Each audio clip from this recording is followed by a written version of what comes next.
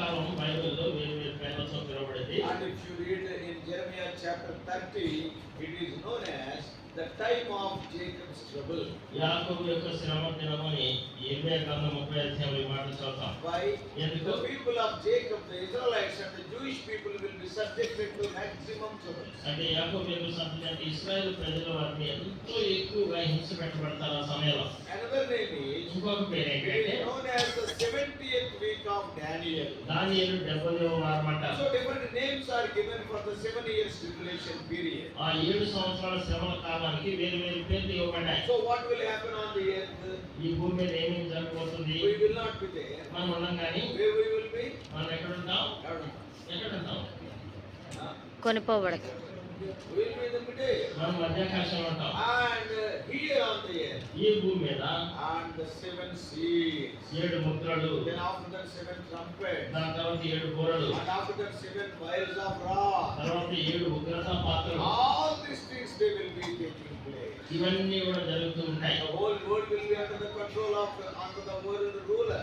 ప్రపంచాన్ని పరిపాలించే పాలకుల ద్వారా ప్రపంచం అంతా కూడా ఆయన అదుపులో ఉంచబడతారు. And he is known as the Antichrist. ఆయన క్రీస్తు విరోధాన్ని పిలువబడతారు. Even the Israelites also will believe that he is true Messiah. ఆయనే నిజమైనటువంటి మెస్సీయని ఇశ్రాయేలు సైతం నమ్ముతారు. And after 3.5 years, 3.5 సంవత్సరాల తర్వాత and his real colors will come out. ఆయన యొక్క నిజమైనటువంటి రంగు అసలు స్వరూపం బయటకు We వస్తుంది. want to sit in the holy temple. ఆయన పరిశుద్ధ ఆలయంలో We want కూర్చోవాలనుకుంటాడు. to offer the abominable sacrifices. ఆయన హేయమైనటువంటి అసహ్యమైనటువంటి బలులు అర్పించాలంటాడు. And then the Israelites will come to know that he is not the true Messiah. అప్పుడు ఇశ్రాయేలు గ్రహిస్తారు కదా ఈయన నిజమైన మెస్సయ్య కాదు అని. The Israelites are very orthodox people. ఇశ్రాయేలు ఎంతో నిష్ఠ కలిగినటువంటి They వారు. will not compromise in the religious matters. వారి మత సంబంధమైనటువంటి విషయాల్లో ఏ మాత్రం రాజీ So పడరు. the moment when they recognize that he is not the real Messiah, they will rebel against him after 3.5 years.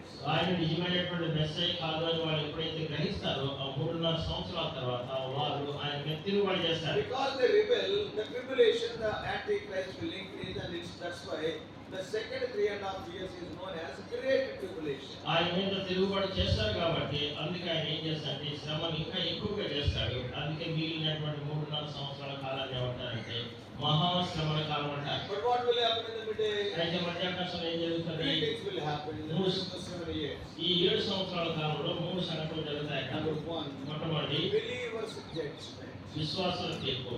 Nobody will go to hell there from the judgment. ఆ తీర్పు నుంచి ఎవరు కూడా నరకానికి వెళ్ళరు కానీ Because it is the judgment for the believers. అది ఎవరికంటే విశ్వాసులకి తీర్పు అది. Based on your work, what you have done for the Lord, based on your sacrifice. నువ్వు భూమి మీద ప్రభు కొరకు ఏమేమైతే పనులు చేస్తూ వచ్చావో నీ యొక్క సమర్పణ త్యాగాన్ని బట్టి And God will give you rewards. దేవుడు ఏం చేస్తాడంటే ప్రభు బహుమానాలు So ఇస్తాడు. it is a time of reckoning our works and rewarding. మనం చేసినటువంటి పనుల గురించి అక్కడ లెక్క చెప్పడం తర్వాత ప్రభు దగ్గర నుంచి బహుమానాలు పొందుకునే సమయం అది. That is the first thing that is going to happen in the middle. ఆ మధ్యాకాశంలో జరగబోయేటటువంటి మొట్టమొదటి సంఘటన. And the second thing is దాని తర్వాత రెండోది marriage of the Lamb. ఆ గొర్రె పిల్లల వివాహోత్సవం. And the church will be married to Lord Jesus Christ. ఈ సంఘం అనేది యేసుక్రీస్తు ప్రభువుకి వివాహం That చేయబడతారు. is the second thing in the middle. అది రెండో సంగతి మధ్యాకాశం. And what is the third thing in the middle? మధ్యాకాశంలో మూడో సంగతి ఏంటి? शादी हो गई तो बाद में क्या रहता है? పెళ్లి అయిపోయిన విందు. తర్వాత दावत. So marriage feast is the third thing. గొర్రె పిల్లల వివాహోత్సవం ఇది బిందు. So 3 things in the middle.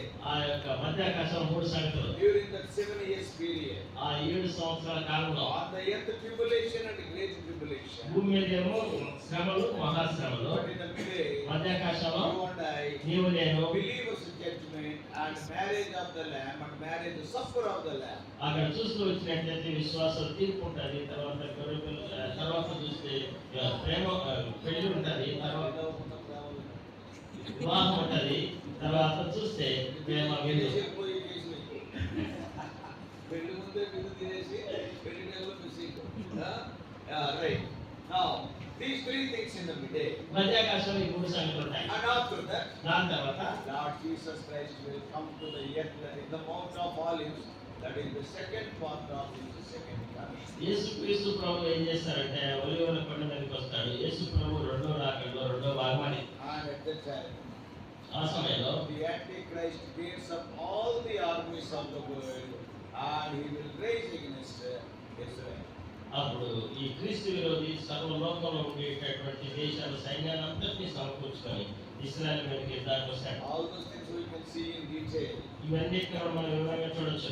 But this is not the time. అయితే ఇది సమయం కాదు. But you must know some of the international things, then only you can understand. ఇవన్నీ గురించి మీ సరిగ్గా మనం కొన్ని అంతర్జాతీయంగా జరిగే సంగతులు The మనం Lord తెలుసుకోవాలి. Jesus Christ will keep his foot on the Mount of Olives. ఆ ఒలీవల కొండ మీద యేసు ప్రభువు పాదం మోపుతారు. After that there will be a great war. దాని తర్వాత గొప్ప యుద్ధం జరుగుతుంది. That is known as the Armageddon war. దాన్ని ఏమంటారంటే హార్మిగిద్దరు యుద్ధం అంటారు.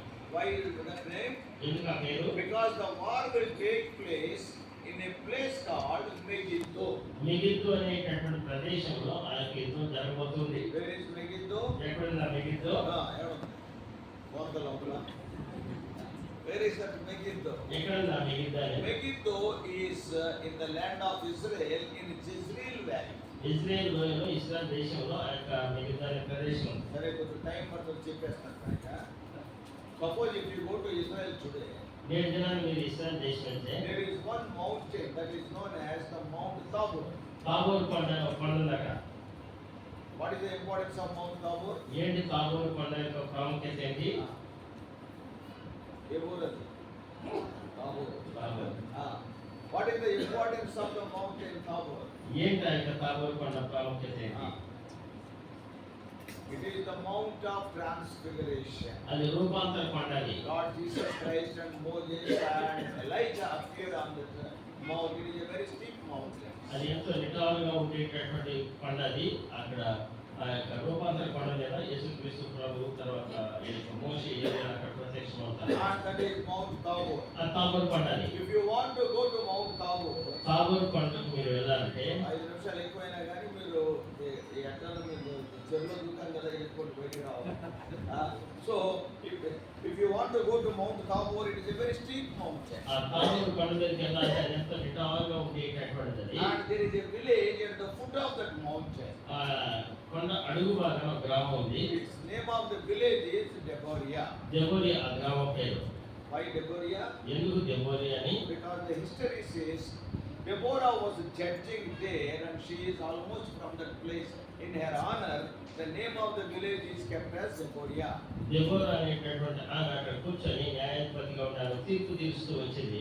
అందుకని ఆమె పేరుకి గౌరవార్థంగా గ్రామానికి ఆ పేరు పెడుతూ So వచ్చారు. from Deborah village, if you go to the top of the mountain Tabor, ఆ యొక్క దెబోరియా గ్రామం నుంచి మీరు కొండ మీదకి పైకి శిఖరం మీదకి మీరు వెళ్తే and that is given to Issachar tribe. అది ఇస్సాకారు గోత్రానికి ఇవ్వబడినటువంటి స్వాస్థ్యం అది. And if you go to the top of the mountain, ఆ కొండ శిఖరం మీదకి మీరు వెళ్తే and if you look to the north side, ఆ యొక్క ఉత్తరం వైపు మీరు చూస్తే because you are at the top of the mountain, ఇప్పుడు ఆ యొక్క కొండ శిఖరం మీద ఉన్నారు. you can see some of the villages. కొన్ని గ్రామాలు మీరు చూడొచ్చు. What are they? ఏంటివి? Kana, కానా, Capernaum, కపెర్నహూము, even the areas of Bethsaida Bethsaida ఉన్న ప్రాంతాలు, and Tiberias. తిబెరియా, That is also one of the towns there. అక్కడ ఉండేటటువంటి పట్టణాల్లో All these towns you can see if you look back to north side. ఆ ఉత్తరం వైపు మనం చూస్తే ఈ పట్టణాలు ఈ ప్రదేశాలను మనం చూడొచ్చు. And if you see the south side, అయితే దక్షిణ వైపు మనం చూస్తే directly down there, అక్కడ నేరుగా చూస్తే ఒక లోయ. on standing on the Mount Tabor, and if you are looking on the south side, ఆ తాబోరు కొండ మీద ఉండి దక్షిణ వైపు మనం చూస్తే small village you will see. అక్కడ ఒక చిన్న గ్రామం మీకు కనిపిస్తుంది. Do you know what is the village? ఏంటి ఆ గ్రామం తెలుసా? Shunem. షూనేం. గుర్తొచ్చిందా? గుర్తొచ్చిందా? Shunem వీరులు. షూనేమీయులు చదువురాలు. ఆయన 4వ అధ్యాయం, isn't it? 2వ రాజు 4వ అధ్యాయంలో రాయబడింది. Shunem is there. షూనేం ఉంది అక్కడ. In the valley of Jezreel. ఆ ఇజ్రాయేల్ లోయలో. And you see the Shunem, ఆ షూనేం చూస్తే and on right side, దానికి కుడి పక్కన 2 or 3 kilometers away, 2-3 కిలోమీటర్ల దూరంలో another small village is there. ఇంకొక చిన్న గ్రామం ఉంది అక్కడ. Do you know that what is the name of the village? ఆ గ్రామం పేరు ఏంటో తెలుసా? That is Nayi. నాయిను అనే గ్రామం అది. బాగుంది కదా? ఎంత బాగా అనిపిస్తుంది కదా? Yeah, Nayi. నాయిన్ అనే And గ్రామం. if you see on the left side, దానికి ఎడమ వైపు మనం చూస్తే on 4 or 5 kilometers away, 4-7 కిలోమీటర్ల దూరంలో one more place is there. మరొక ప్రదేశం ఉంది. That is Megiddo. అది Megiddo. Now, are you understanding? ఇప్పుడు మీకు అర్థమవుతుందా? So clearly I am telling the geography. అక్కడ ఉండేటటువంటి భౌగోళిక పరిస్థితులకు స్పష్టంగా మీకు అర్థమయ్యేటట్టు చెప్పారు. In Megiddo, after 7 years of tribulation, the Armageddon war is going to take place. ఆ మెగిద్దో అనేటటువంటి స్థలంలో 7 సంవత్సరాల శ్రమల కాలం అయిపోయిన తర్వాత అక్కడ యుద్ధం జరగబోతుంది. All the armies of the world under the leadership of Antichrist will come against Israel. ఆ యొక్క సర్వలోకంలో ఉండేటటువంటి దేశాల సైన్యం అంతా కూడా క్రీస్తు విరోధి యొక్క ఆధ్వర్యంలో ఇశ్రాయేల్ దేశం యొక్క అక్కడికి రాబోతుంది. And the armies of the Lord under the leadership of Lord Jesus Christ, because he has kept his foot on the Mount of Olives, under his leadership these armies of the Lord, heavenly angels, they will come to fight with Antichrist. పరలోకపు సైన్య సమూహము యేసుక్రీస్తు ప్రభుతో పాటు ఆయన ఒలివ కొండ మీద అడుగు పెడతాడు. యేసుక్రీస్తు ప్రభు యొక్క నాయకత్వంలో ఈ సర్వ సైన్యం అక్కడికి వస్తారు. And by that time your judgment is over. ఆ సమయానికి మన తీర్పు అనేది అయిపోయింది. And you will be having crowns. అప్పుడు మన కిరీటాలు ఉంటాయి. అరే కిరీటం పెట్టుకొని కిరీటం పెట్టుకొని తెల్లగుర్రం ఎక్కి తెల్లగొర్రం ఎక్కి after Lord Jesus Christ. యేసుక్రీస్తు ప్రభు వెంబడి How based on your faithfulness in this world. ఈ లోకంలో ఎంత నమ్మకంగా ప్రభువు సేవిస్తూ You will be వచ్చాడు. given the crown. నీకు ఆ యొక్క కిరీటాలు Lord, ఇవ్వబడతాయి. the King of Kings, Lord Jesus Christ, we also will go to the battlefield to fight with the Antichrist. ఆ క్రీస్తు విరోధంతో యుద్ధం చేయడం కొరకు రాజు ప్రభువులు ప్రభు అయినటువంటి యేసుక్రీస్తు ప్రభుతో పాటు నీవు నేను యుద్ధం చేయడానికి వెళ్తాం. మనమేం పెద్ద యుద్ధం చేయక్కర్లా. మనమేం పెద్ద యుద్ధం చేయాల్సిన అవసరం లేదు. అక్కడ కూర్చొని కత్తి ఇట్ట గిట్ట అంటే చాలు. కత్తి ఎత్తి Why? ఎందుకు? When the Lord is there, he will fight the battle. ఎందుకంటే ప్రభు అక్కడ ఉంటే ఆయన మన పక్షాన్ని యుద్ధం చేస్తాడు. ఒక్కొక్క కంగారులో కత్తిని ఇలా పిడికిలతో పట్టుకోకుండా ఇలా కత్తితో పట్టుకొని దగ్గరికి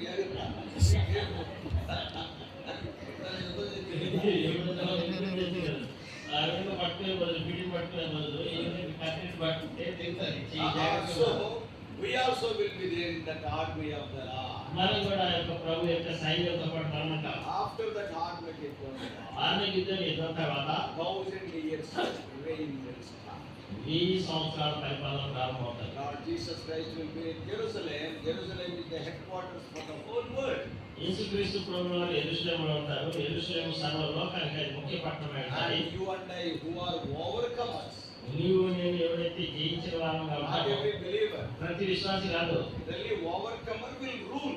ఈ నిజానికి అయితే జయించేవాడు పరిపాలిస్తాడు. So overcoming life is very important. అందుకే జయ జీవితం ప్రాముఖ్యం. If you are an ordinary believer, you will be like that only there also. నీవు ఒక సామాన్యమైన విశ్వాసి అయితే అక్కడ కూడా అట్లనే ఉంటావు. But if you are an overcomer, అయితే నీవు జయించిన వాడైతే oh, you will be given a throne. నీకు సింహాసనం ఇవ్వబడుతుంది. Oh, all the 250 countries, 250 దేశాలన్నీ, so many cities, అనేక పట్టణాలు oh, under the leadership of Lord Jesus. యేసుక్రీస్తు ప్రభువు వారి యొక్క నాయకత్వంలో. ఆ దినాన్న ఎక్కడైనా ఒక ప్రైమ్ మినిస్టర్ గా ఉండడానికి ట్రై చేయొద్దు.